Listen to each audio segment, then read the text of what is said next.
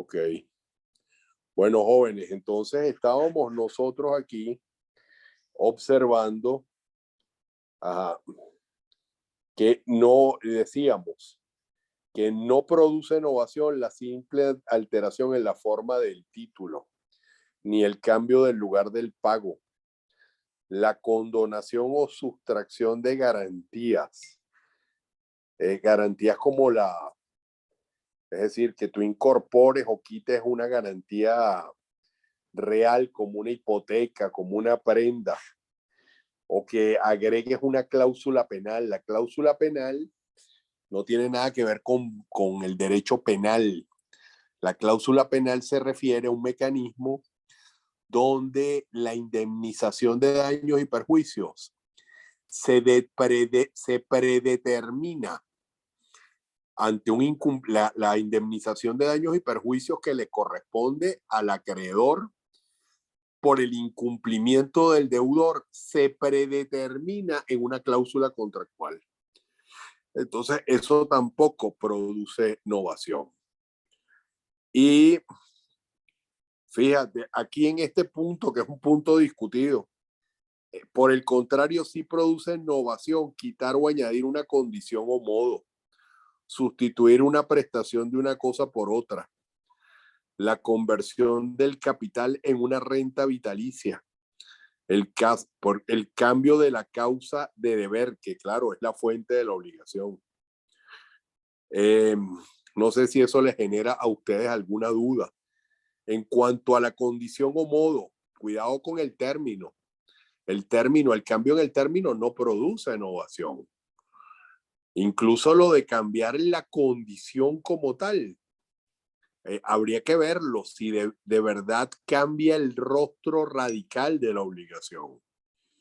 Eso no es automático, es discutido en cuanto a la condición y el modo, porque no son propiamente elementos estructurales, sino que son elementos accesorios de la obligación. Entonces él dice aquí, sí, tanto en la innovación subjetiva como en la objetiva, la obligación anterior se extingue para dar lugar a una nueva obligación. Obvio que mientras ustedes disculpan, pero entonces empiezan a escribirme otra vez y yo veo todo eso mientras les estoy dando clases a ustedes. La gente es muy imprudente, pues ya yo se los dije. Nuestro Código Civil distingue ambos tipos de innovación en su artículo 1314. La innovación objetiva, cuando el deudor contrae para con su acreedor nueva obligación en sustitución de la anterior, la cual queda extinguida. Es decir, que permanecen deudor y acreedor.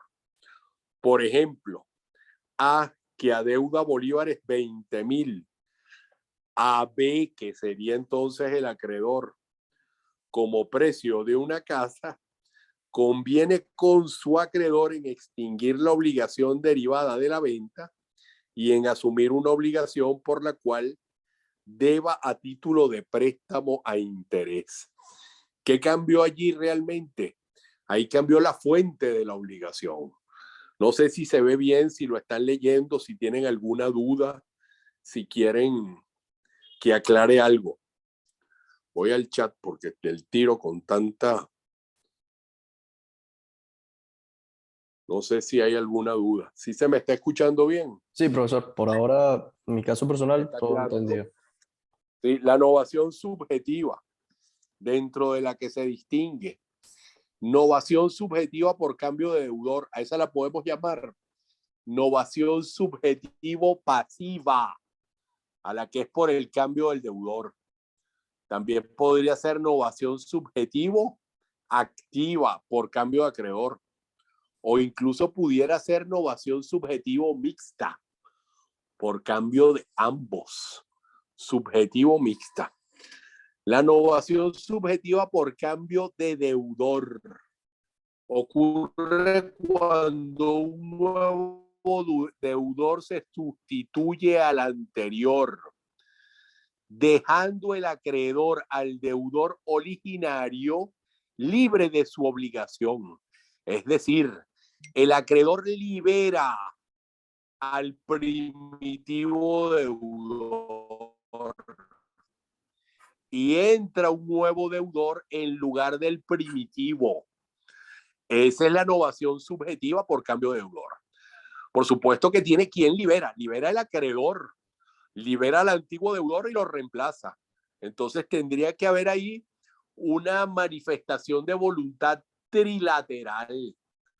Es decir, el deudor que sale, el deudor que entra y el acreedor. Cada uno manifiesta su voluntad, declara su voluntad.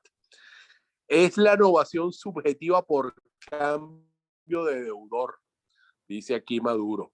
Es decir, lo que hemos llamado la novación subjetivo-pasiva. Por ejemplo, A es deudor de B por 10.000 bolívares. Ambos convienen, A y B, acreedor y deudor, con C, fíjate, convienen con C. Por eso digo que es una declaración de voluntad trilateral. Ambos convienen con C en que este, es decir, C, se constituye en deudor de B por 10.000 bolívares y que se extinga la obligación de A para con B. Es decir, el deudor primitivo es A, el acreedor es B y el nuevo deudor es C. C sustituye a A. ¿Queda claro? Creo que sí, no hay problema, ¿no hay? Sí, profesor. Sí. La novación subjetiva por cambio de deudor puede ocurrir por dos modos: mediante subrogación del deudor y mediante delegación. Mediante subrogación por parte del deudor. Aquí lo expresa de esta manera. Es lo que se llama la expromisión. Un tercero conviene con el acreedor en sustituir al deudor, quien queda liberado, el deudor primitivo. El tercero es el que va a sustituir a ese deudor primitivo. Como particularidad, en este caso no se necesita el conocimiento del deudor que se libera, es decir, del deudor primitivo.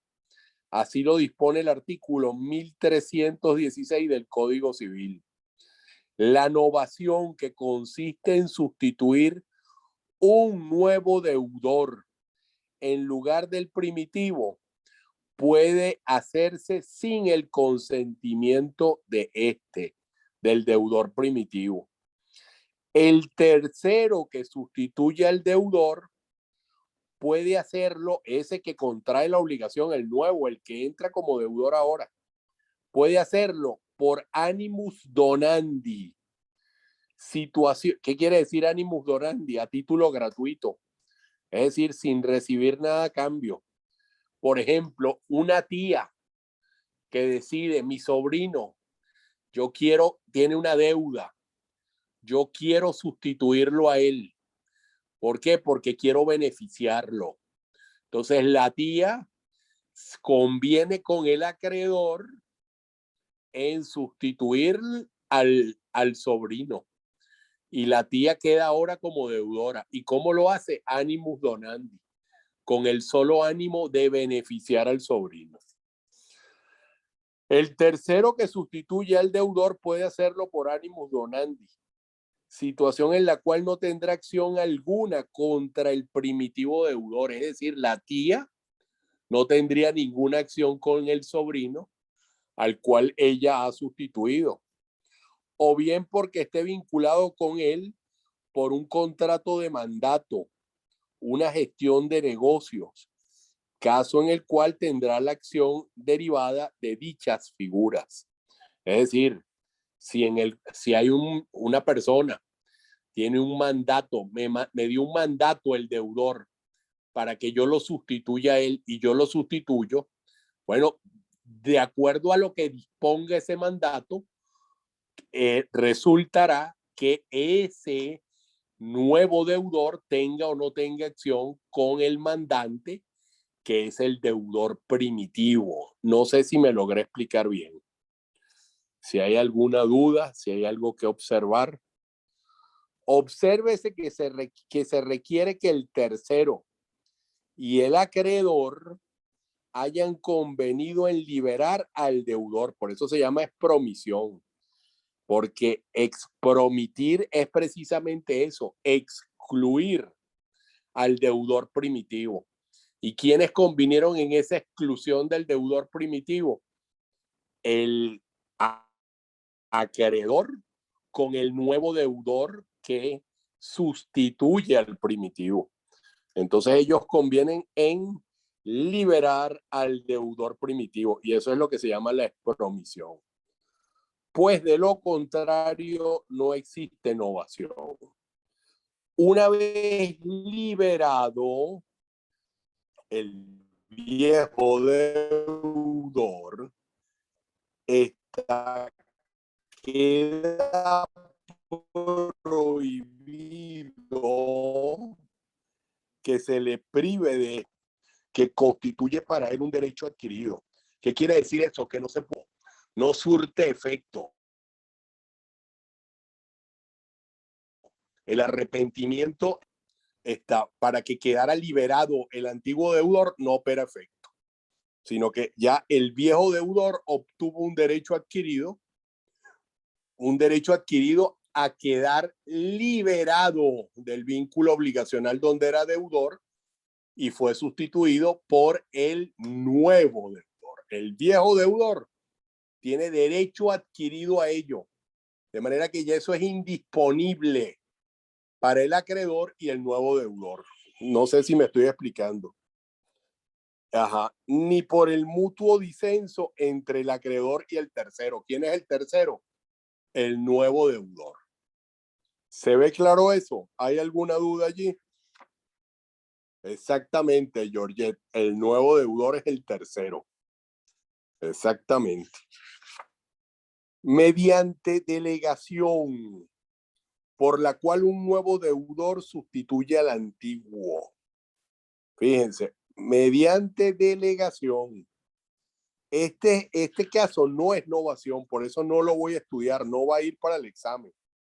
Porque esto es, en el caso, bueno, él lo pone aquí como, es que en la edición anterior, este es el caso llamado adjudicación novativa. No, está bien, vamos a leer esto. Mediante delegación por la cual un nuevo deudor sustituye al antiguo. Es el caso llamado adjudicación novativa. Fíjate, el anterior era expromisión. Aquí es adjudicación novativa y consiste en el encargo dado por el deudor. Fíjate, antes era el acreedor quien se ponía de acuerdo con un tercero para que el tercero sustituyera a ese deudor, al viejo deudor exprometido. Aquí no, aquí se trata que el deudor encarga a un tercero pagar en su lugar al acreedor y el consentimiento de este acreedor de liberar al primitivo deudor. Es decir, un deudor es el que toma la iniciativa aquí, no el acreedor. Aquí el deudor primitivo encarga a un nuevo deudor, a un tercero para que se convierta en deudor. Y consiente en ello el acreedor.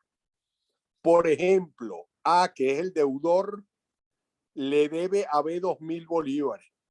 Entonces, A, que es el deudor, se llama delegante, encarga a un tercero, que es C, que sería, si este es el delegante, el nuevo deudor sería el delegado, pagar su deuda al acreedor. Y ese acreedor que consiente en ello, que admite el cambio del deudor para que lo sustituya el deudor delegado, ese acreedor se llama delegatario.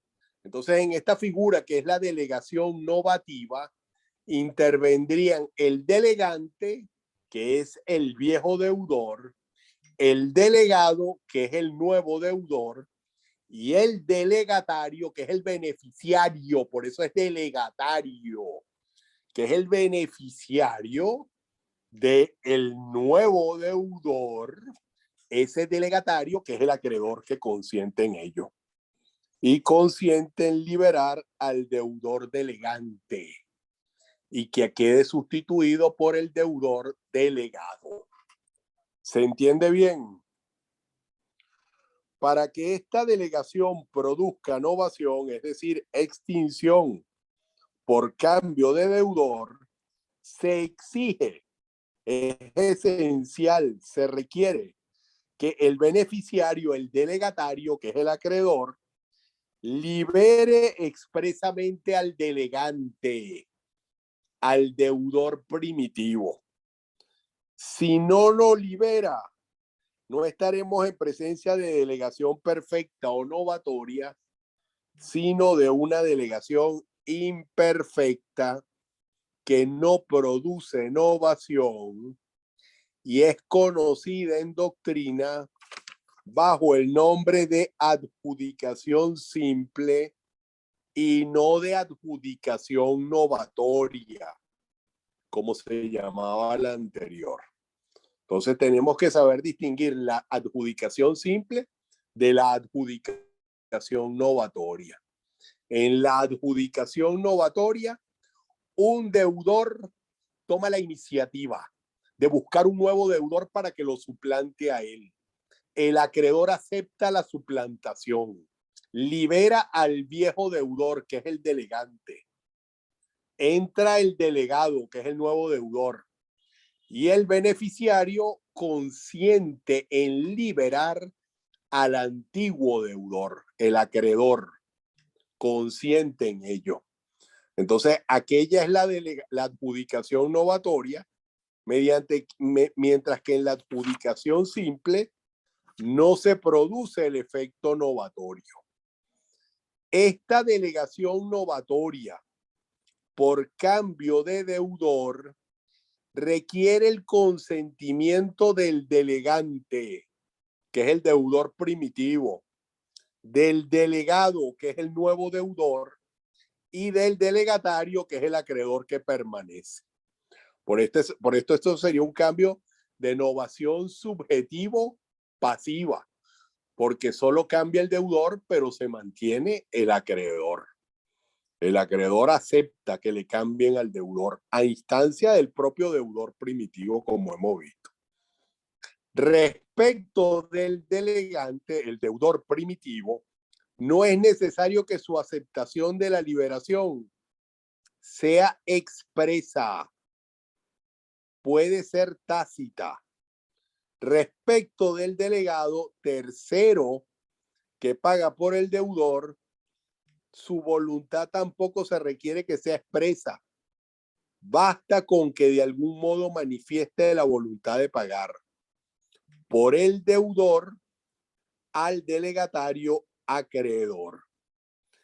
En cuanto al acreedor delegatario, fíjate este contraste, debe manifestar expresamente su voluntad de liberar al deudor primitivo. Entonces podría aparecer en el examen, en la delegación novatoria por cambio de deudor, ¿cuál declaración de voluntad debe ser expresa? Entonces fíjate, no es la del delegante, que es el deudor primitivo, no es la del delegado, que es el deudor sustituto. Respecto a eso se admite una declaración de voluntad tácita. Pero la voluntad liberatoria del deudor primitivo, que es el delegante, esa voluntad de liberarlo a él, emanada del acreedor delegatario, sí exige ser expresa. ¿Está claro? ¿Está claro? Sí, profesor. Por eso lo estoy radiografiando, porque no quiero que quede nada en la penumbra. No quiero que quede nada en la penumbra. Bueno, vimos la novación subjetivo pasiva. Ahora vamos con la novación subjetivo activa, que es la del literal B. Novación subjetiva por cambio de acreedor. Y entonces vemos aquí el el ordinal tercero del artículo 1314 del Código Civil. Cuando en fuerza de una nueva obligación, no, eso de en fuerza es cuando por efecto jurídico, esa expresión fuerza era una expresión que en el pasado se utilizaba metafóricamente esa palabra fuerza. Por ejemplo, el contrato tiene fuerza de ley entre las partes. Eso de fuerza, y ahí es eficacia jurídica, una eficacia jurídica vinculante entre las partes, como tiene eficacia vinculante la ley respecto a todo. Entonces, cuando ustedes vean en fuerza de, es lenguaje metafórico que a veces nos despista a los estudiantes. Bueno, porque las metáforas a veces uno no capta bien, bueno, ¿qué fuerza es esta? Bueno, cuando por efecto jurídico de una nueva obligación, un nuevo acreedor se sustituye al anterior, quedando libre el deudor para con este. Es decir, aparece un nuevo acreedor en escena. Pero un nuevo acreedor, pero el viejo deudor, ese permanece. Ese permanece. Lo que pasa es que se desaparece el acreedor original y entra en su lugar un nuevo acreedor. Cuando por efecto de una nueva obligación, un nuevo acreedor se sustituye al anterior. Entonces, ¿quién queda igual? El deudor sigue siendo el mismo. Varía un acreedor A por un acreedor B. El acreedor A es el viejo acreedor, el acreedor B es el nuevo acreedor. Ajá. Pero entonces la liberación que quiere que experimente el deudor es una liberación relativa. O sea, se libera respecto al acreedor original, pero se mantiene como deudor respecto al nuevo acreedor. Por ejemplo, dice aquí el profesor Maduro Luyando, A es deudor de B, quien obviamente es el correlativo acreedor, por 10.000 bolívares. Y convienen en que A se comprometa, A que es el deudor, se comprometa a pagar los 10.000 bolívares a C, y en que se extinga el crédito de B contra A. Es decir, A, deudor, no cambia. B es el viejo acreedor. Es reemplazado por C para que A mantenga la deuda de los 10.000 bolívares, pero ahora respecto a quién? Respecto a C.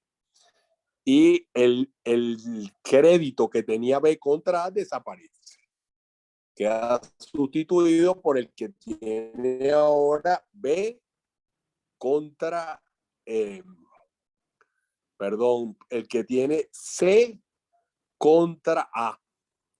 Tenemos el acreedor original es B, el nuevo acreedor es C, el deudor es A que permanece como tal.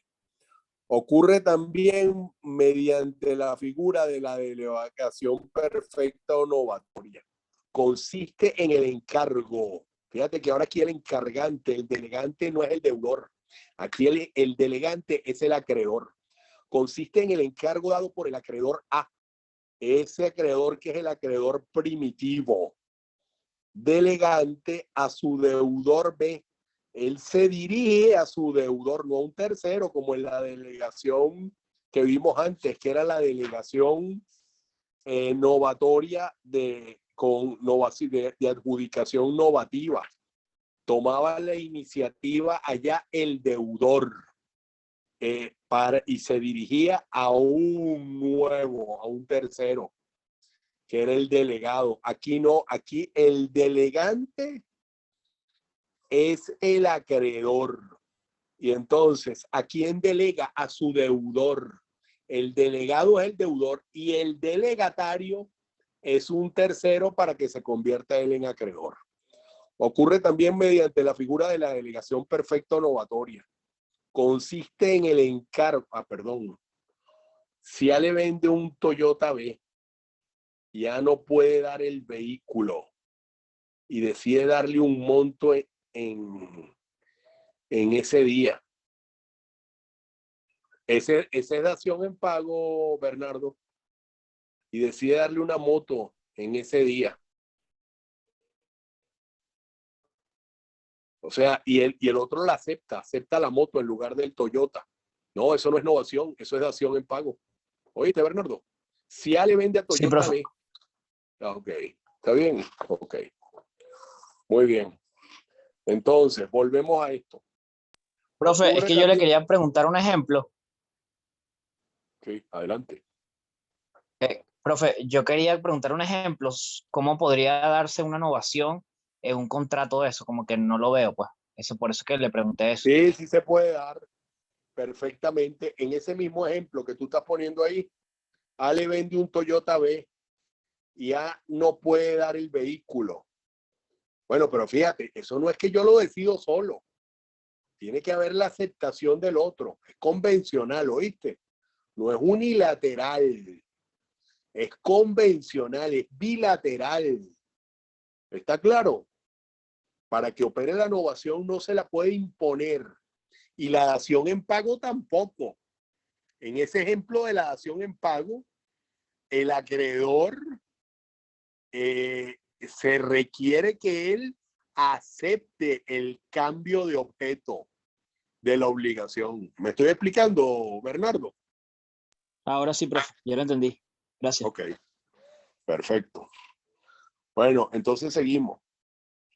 Es requisito indispensable que el acreedor consiente en liberar a su deudor, claro, porque él se va a ir, pero va a entrar uno nuevo.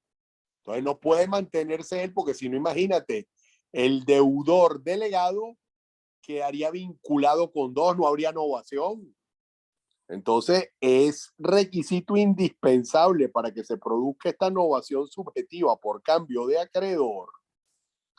Es indispensable que el acreedor consienta en liberar a su deudor, porque de lo contrario no es perfecta, es imperfecta, no produjo novación. Para que sea perfecta esta delegación, para que sea perfecta o novatoria, tiene que suponer que el acreedor antiguo deja de ser tal, que es el delegante. Ocurre una novación por cambio de acreedor, porque el deudor ve que en un principio solo tenía a A como acreedor, ve sustituida la persona de su acreedor por C. Es necesario el consentimiento del deudor. Es necesario el consentimiento del deudor, y esto es muy importante. Es decir, no solo el acreedor consciente, el deudor también a que le cambien el acreedor por novación. Y esto hace diferenciable a esta figura, a esta institución que se llama novación subjetiva por cambio de acreedor, la distingue de otra figura que es la cesión de créditos. Porque mientras que en la cesión de créditos, si yo soy acreedor y yo te vendo a ti mi crédito, te lo enajeno, te lo transfiero, entonces ahora el crédito que yo tenía A lo tiene B, que es Bernardo, por ejemplo, porque hacemos una cesión de crédito donde Bernardo es el cesionario y yo soy el cedente. En esa figura no se necesita la aceptación del deudor. En la cesión de crédito no se precisa, no se requiere, no se exige la aceptación del deudor. En cambio, en esta novación subjetivo-activa, sí se requiere el consentimiento del deudor. En el caso de la cesión, el consentimiento del deudor puede ser reemplazado válidamente, eficazmente, mediante la notificación del deudor. Con eso basta. Con que se notifique al deudor. No se requiere que el deudor acepte. Repito, eso es en la cesión de crédito. Eso para distinguir la cesión de crédito de la novación subjetivo-activa. Repito, en la novación subjetivo-activa es indispensable la aceptación del deudor. En la cesión de crédito no se exige la aceptación del deudor cedido, así se llama. Basta con que se le notifique el cambio de acreedor, la cesión.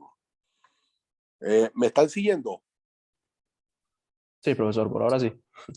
Bueno, tómense 10 minutos, ¿verdad? Tómense 10 minutos y volvemos. Está bien. Y a la última sesión. Ok. 7:20 hablo. Perfecto, en 10 minutos. Okay. A las 20, 21.